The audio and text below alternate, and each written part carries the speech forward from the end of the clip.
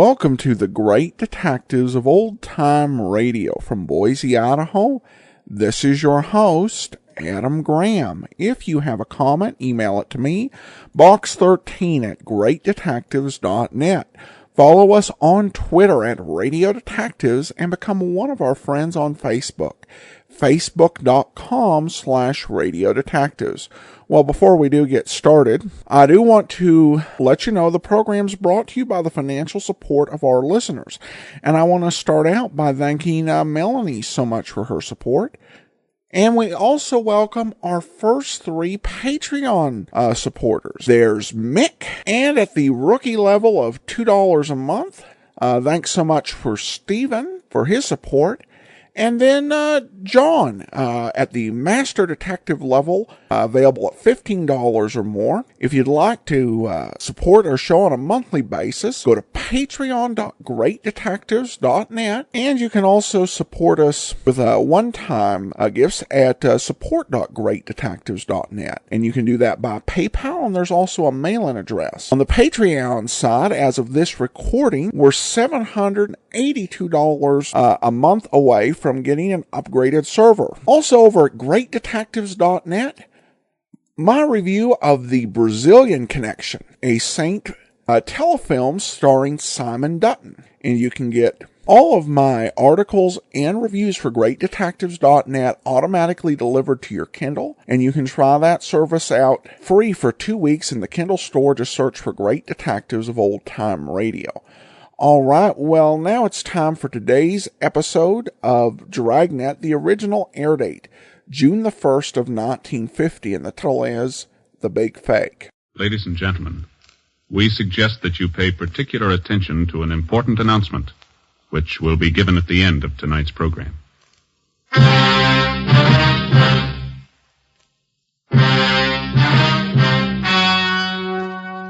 The story you're about to hear is true.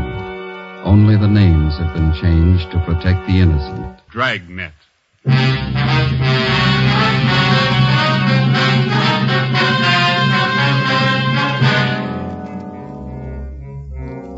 You're a detective sergeant. You're assigned to Personnel Division. A resident of your city files a report of robbery and assault. The suspect, a rookie police officer. Your job, arrest him.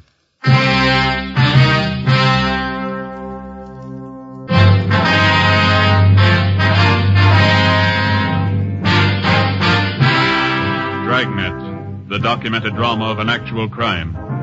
For the next 30 minutes, transcribed in cooperation with the Los Angeles Police Department, you will travel step by step on the side of the law through an actual case from official police files. From beginning to end, from crime to punishment, Dragnet is the story of your police force in action.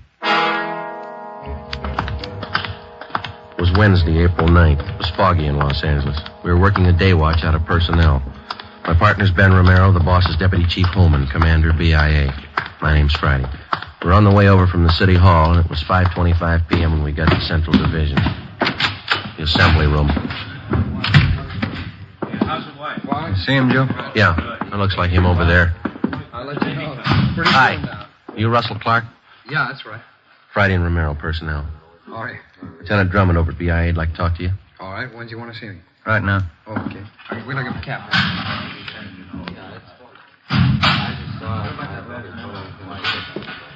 Okay, let's go. What do they want to see me about, you know? Drummond will tell you. Okay.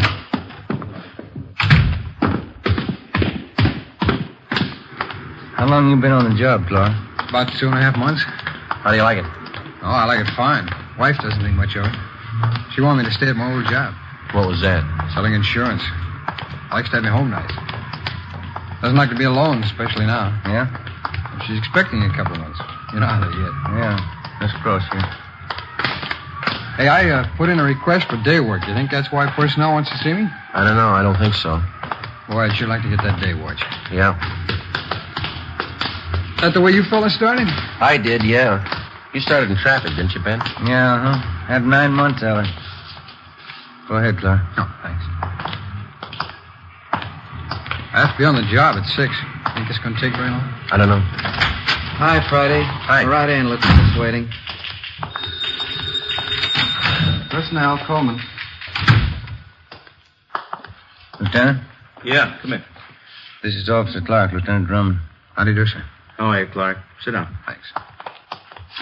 A couple of questions for you. Yes, sir? You were on special duty at the Olympic Auditorium last night, is that right? Yes, sir, for the fights. Anything unusual happen out there last night? Well, it wasn't very important, Lieutenant. After the fights, the drunk fell down the stairs. On the way out of the auditorium, broke his arm. I took him to Georgia Street, and they took care of the arm, and I drove him home. He was pretty drunk. Why didn't you book the man? I didn't think it was necessary. How long you been with the department, Clark? 2.5 months, sir. Didn't you know he should have been booked for violation of 4127A LAMC? Well, the man was in pretty bad shape, Lieutenant. Broken arm. I guess I didn't think the law was that strict. Law's there for a purpose. You decided to forget it, now you're in a mess, right up to your neck. I don't understand. You remember the name of that drunk you took care of last night? Yes, sir. His name was Stacy. Lives out in West L.A. What's the matter, Lieutenant? That drunk, Mr. Stacy, wants to file a complaint against you. What for? He claims you took him back to the auditorium, beat him up, broke his arm, and robbed him of $128. Oh, he's crazy. He's lying. I didn't do that. Got his word against yours, Clark. Facts seem to favor him. But I can prove it. Well, there was at least a couple of dozen people around. There was a doctor. He can tell you. Maybe you better take it from the beginning, Clark. Exactly how did it happen? I was right after the fights. I was on duty in the lobby, and I saw a bunch of people crowding around the foot of the stairs. Yeah? I went over to see what the trouble was, and they were looking at this man lying on the pavement. It was Stacy. A doctor was examining him. This doctor, did he identify himself? Yeah. I asked for his identification. He showed it to me. Gave me a card. He was doctor, all right. Yeah, go ahead. Well, he told me that he had seen Stacy fall down the stairs coming out of the auditorium. Said that Stacy had broken his left arm. What'd you do then? Well, the doc said it'd be okay to move him, so I helped him into my car and took him down to Georgia Street. He was so drunk he could hardly stand up. The attendants at Georgia Street took care of his arm. Well, they can tell you all about this. Maybe, but they can't help you out as witnesses. You could have beaten up Stacy, robbed him, then taken him to Georgia Street. But I didn't, Lieutenant. I tell you that Stacy's lying. What'd you do when you left Georgia Street? Well, I drove into Central and told him what happened. I told the watch commander I was going to drive this Stacy home, and he warned me about it. Guess I should have known better, but... Well, I swear to you this Stacy's lying. You should have known better. Where'd you go after you left Central? Well, I drove him home. On the way, he said he was hungry, so I stopped. I bought him a sandwich and some black coffee. Kept telling me what a nag his wife was. Said he was afraid to go home. Go on. Well, when I got him to his place, his wife started chewing me out. I just said goodnight and left. That's it, huh? That's it. So help me, that's exactly what happened. Now, how about the doctor at the auditorium, the one who saw Stacy fall? Did you get his name and address? Well, no, Lieutenant, I didn't. I didn't think it was necessary. How about the crowd that was standing around? Did you spot anybody you know? No, I didn't. They're just a bunch of people coming out of the fights. Then you haven't got anyone to corroborate your story. But all those people saw it. There must have been a couple of dozen of them. What are their names? Oh, I don't know. All I know is I didn't beat him up and I didn't take his money. I tell you, the Stacy's lying. You could be lying. We got no proof either way. I'm not lying, Lieutenant. I didn't do it. We might believe you, Clark. That doesn't make any difference. If this man files a 211 against you, it's got to be settled in court. But I didn't do it. I tell you, I swear I did. In just a minute. Mike, send in Mr. and Mrs. Stacy, will you? You can hear the story the way we get it from Stacy and his wife. I'd like to hear it. I don't know why he's doing this to me. I helped him all I could. Look, Jerry, there he is. That's the one. Yeah, that's him, Chief. Now, wait a minute, Mr. Stacy. What's this all about? Hold it, Clark. Mr. Stacy, would you repeat the same story you told us this morning, please? You know what I told you, Chief. You had the stenographer take it all down. It's the same thing. I'd like to have you repeat it in front of Officer Clark here. He's entitled to know what you're charging him with. A man like that's entitled to nothing. You ought to be ashamed of yourself. Look, lady, your husband's lying. Don't call my husband a liar. You're not a policeman. You're a hoodlum. All right, wait a minute. I'd like to know what this city's coming to. Cops going around beating up private citizens. Who do we trust if we can't trust a policeman? Just a minute, please. You don't know, Captain.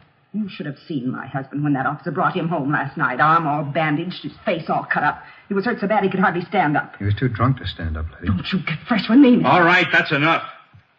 This cop got hold of me as I was coming out of the fights. Took me in back of the auditorium. Told me if I didn't hand over my wallet, he'd book me on a drunk charge. Were you drunk, Stacy? I was not. Had a couple of beers, that's all. When I wouldn't give him my money, he beat me up. Broke my arm and took my wallet. How do men like you ever get on the police force? He figured he'd cover up, so he took me and had my arm fixed at the emergency hospital. Then he drove me home. Threatened me all the way. He said, you tell anybody about this and I'll get you. That's just what he said. I don't get it, Stacy. You know that story's a pack of lies. Why are you doing this to me? It's the truth. And I'm going to press charges and get my money back. $128. What have you done with it? We can take care of the questioning, Mrs. Stacy. I don't see you doing it. Make him tell. Where's our money? I haven't got it. Don't talk back to me. Mr. Stacy, you and your wife want to file a crime report at this time. We want to press charges. Romero? Yeah? Take Mr. and Mrs. Stacy down to Record Bureau, have them make out a report for 211 and assault. Right. Get them this way, please. Now listen. We're going to get action if we have to take this to the district attorney. We're not afraid of the publicity. We'll go to the newspaper if we don't get action. Yes, ma'am.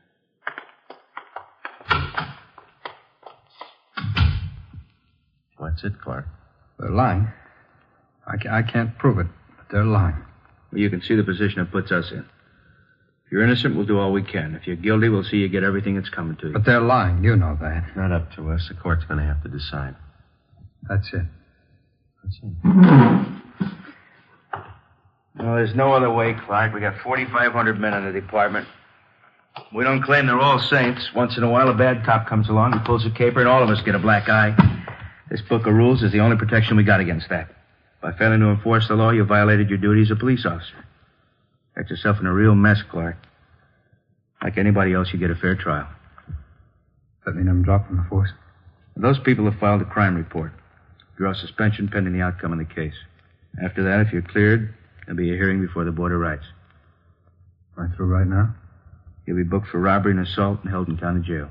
The case will be presented to the district attorney tomorrow. What can I do? I'll have to have your badge. On the desk.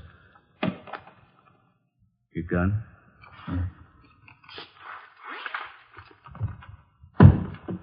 ID card? Yeah. On the desk. Yeah. All right, Joe, that's it. Okay. Take him.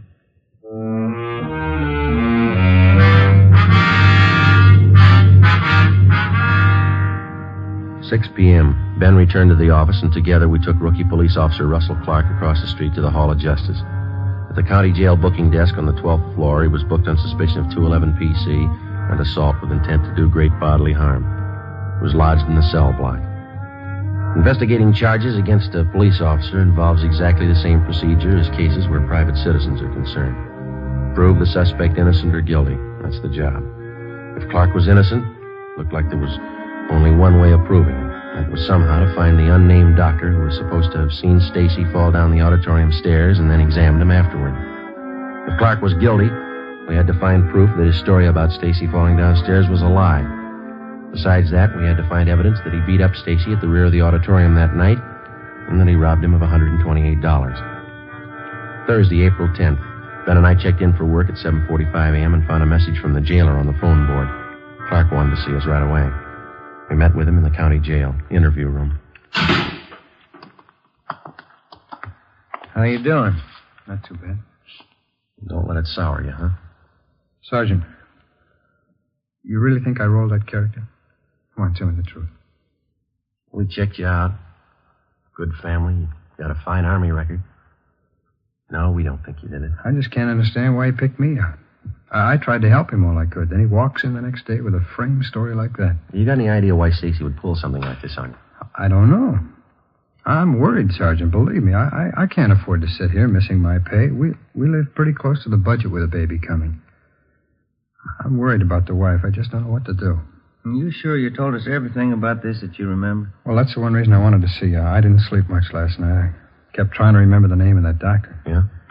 Well, I remember once he did mention his name, and then when I asked for his identification, he showed me one of his cards. Any idea what his name was? Well, I'm not sure, but as I remembered, it was some kind of a Swedish or Norwegian name, something like Johnson, Tollefson, something with a son on the end of it. It's on that card. That doesn't narrow it down too much. Where is it going? Well, I think I put his card in one of the pockets of my other uniform shirt. That's why I called you. I wonder if you could check that for me. It's at home. Sure. Where do you live? Out on Norwich Road, 411. It's right near the Coliseum. 411. Yeah. All right, we'll check it out for you. Just ask the wife, will you? Card should be in one of the pockets. Yeah, if you put it there.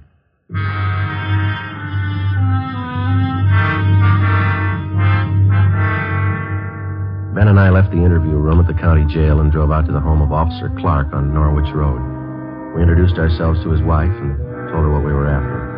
Her eyes were red and looked like she'd been crying. She asked about her husband. We told her he was all right. They're making a terrible mistake, Sergeant. Russ never did anything crooked in his life. He didn't do it. I know he didn't. We'll do everything we can to straighten it out, Mrs. Clark. The court will have the final say. I knew Russ shouldn't have left his insurance job. I just knew it, all this trouble. How about that shirt that your husband told us about, the one he wore that night at the auditorium? Oh, yes, his other uniform shirt. Mm-hmm. Can we see it, please? Oh, yes, certainly. It's right this way, back in bedroom. What's so important about the shirt, Sergeant? Your husband told us that there might be a card in one of the pockets. Might help clear up things. Well, it should be hanging up here in the closet. I always like to keep Russ's shirts on hangers. He keeps them much nicer looking.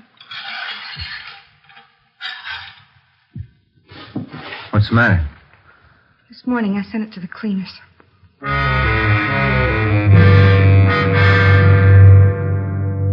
Clark's wife, Ben, and I drove down to a dry cleaning shop a few blocks away where Mrs. Clark had left the shirt. The counter girl there told us that the truck had already been by that morning and picked up the day's cleaning. It was a store rule to check all garments for contents. She had found nothing.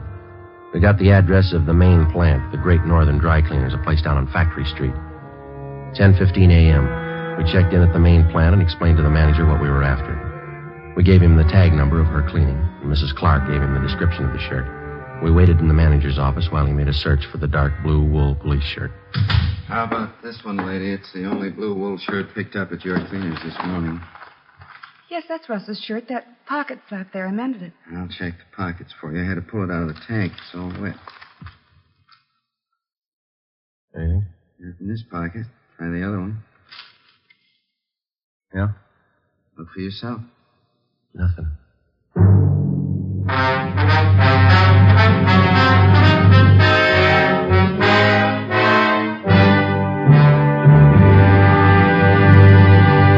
You are listening to Dragnet, the case history of a police investigation, presented in the public interest. Thursday, April 10th. Shortly after noon, the daily newspapers were on the streets, and the head on one of the top front page stories read, "Rookie cop slugs robbed citizen." Ben and I went back to the county jail and told Clark that we'd failed to find the card. He could give us no other lead that might help in clearing the case. During the next 2 days that followed, Ben and I ran down every possible lead, no matter how remote it was. We made a thorough check on Mr. and Mrs. Stacy. We double-checked back on Clark's record. For one full day, we did nothing but phone doctors in and around the city of Los Angeles. From a list of hundreds, we came across 3 doctors who had been present at the fights in Olympic Auditorium on the night Stacy claimed he was beaten up and robbed by Officer Clark.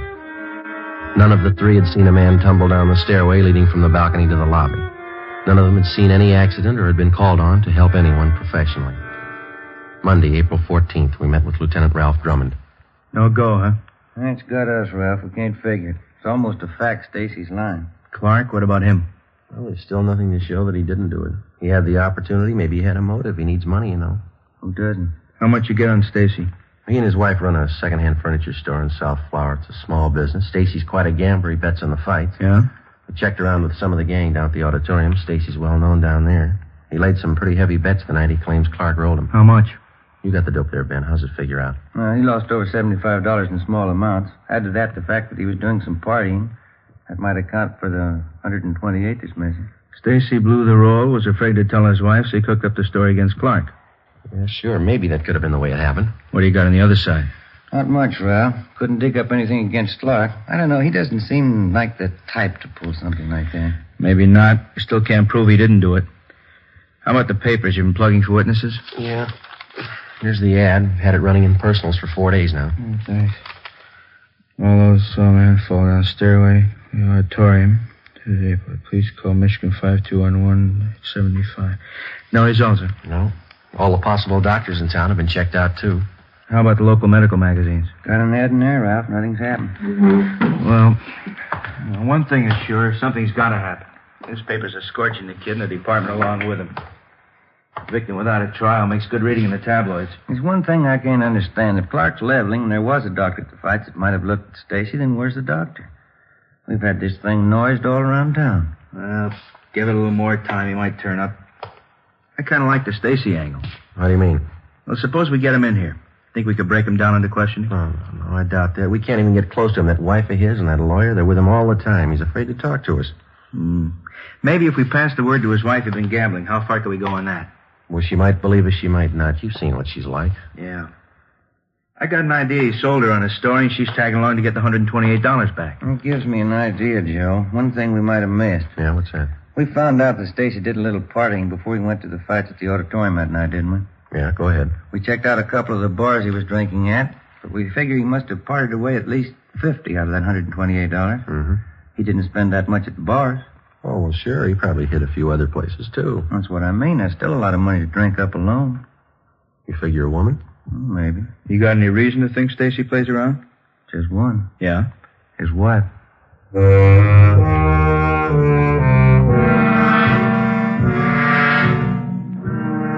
Monday, 1 p.m. Ben and I started to canvass of bars and small nightclubs in the general area around the Olympic Auditorium. We started with those where Stacy was a regular customer.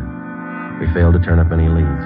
Either the bartenders refused to tell us or they had no knowledge of Stacy's running around with other women. We kept at it. Another day passed. 2 days. Nothing. One of the newspapers started a campaign against the brutality of police officers.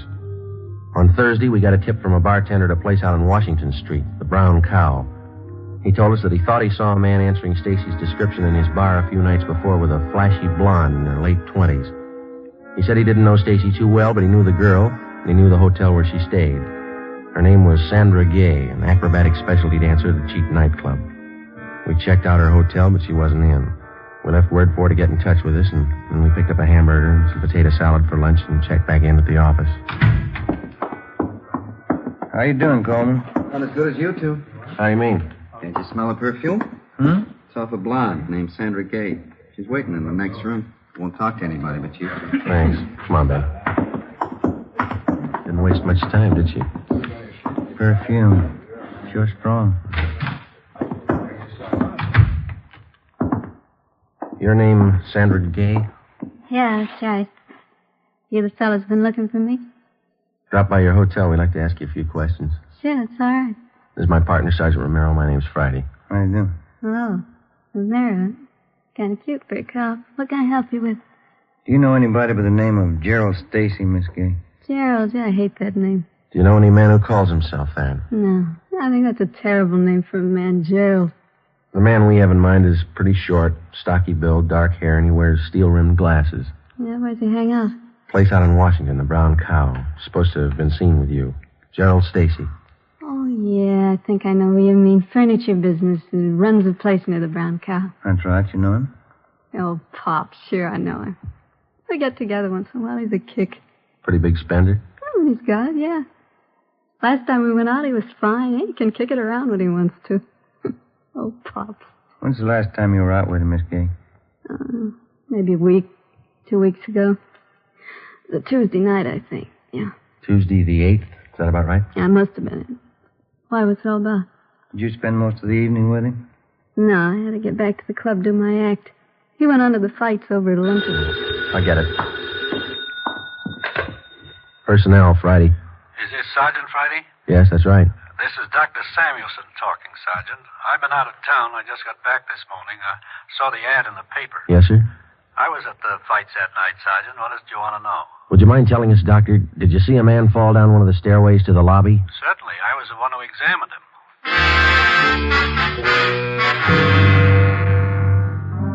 5 p.m. Mr. and Mrs. Stacy were called to Lieutenant Drummond's office. Arrangements were made to have Officer Russell Clark brought over from his cell in county jail. At 5:15, Ben and I checked into the lieutenant's office. Stacy and his wife were already there. Certainly proud of our police department, Chief. No whitewashing this time. You gave that fella exactly what he had coming. Thanks. You sure you didn't make a mistake? I'm sure, Chief. That's the right man. You got him. Jerry, don't make mistakes on things like this, Inspector. How about our money, the $128? He tell you where he hid it? No, he hasn't. We're bringing Officer Clark in from county jail. Figure we try to crack him. That's right. Make him tell what he did with our money. Joe, will you have Officer Clark brought in? By the way.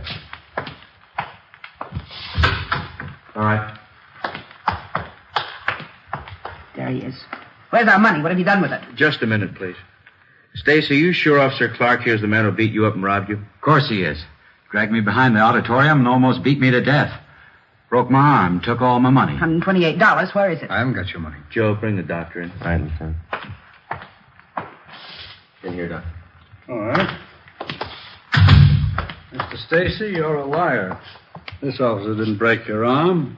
I saw you fall down a flight of stairs at that auditorium and break your own arm. I examined it. Jerry, who is this man? What about it, Stacy? He doesn't know what he's talking about. I never saw him before in my life. No, but I've seen you, Stacy. You were drunk. I saw you fall down those stairs. You're crazy. Joe, send Miss Gay in. Right. All right, Miss Gay. Pure strong perfume. You recognize any of these people, Miss Gay? Hello, Pops. I don't know you. Don't you remember the perfume? You give it to me. Who is this woman? Just a friend, honey. All right, Stacy, now let's have it straight. It was all a mistake. I don't want to make trouble for anybody. It wasn't this cop's fault. I don't want to make any trouble. What about this woman? It was all a mistake, believe me. You took that money, Gerald. You spent it on her. Now, wait a minute. Causing all this trouble, squandering our money. After all I did for you, you're no good. This time I'm through. All right, Clark, let's go. Okay. Well, that's it. I don't know how to thank you, fellas. And doctor's the best friend you got. Yeah, I better call her wife. She'll want to know. Friday, phone message for you here. Oh, thank you. From your wife, Clark. Yeah? She found that doctor's card.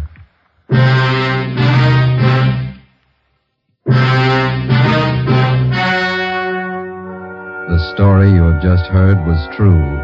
Only the names were changed to protect the innocent. On September 2nd, trial was held in Municipal Court, Division 7, City and County of Los Angeles, State of California. In a moment, the results of that trial.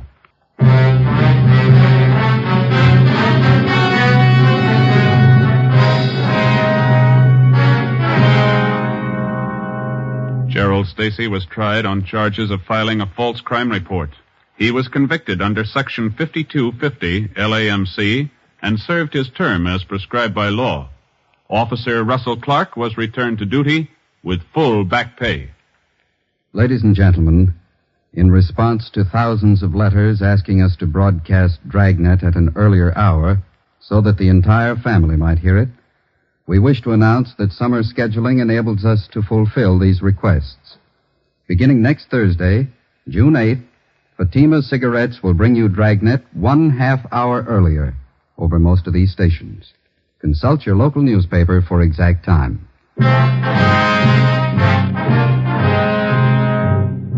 You have just heard Dragnet, a series of authentic cases from official files.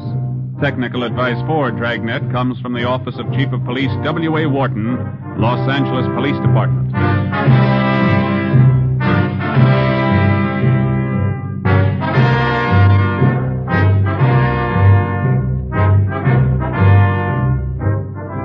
Hear your favorite Jack Birch tomorrow on NBC.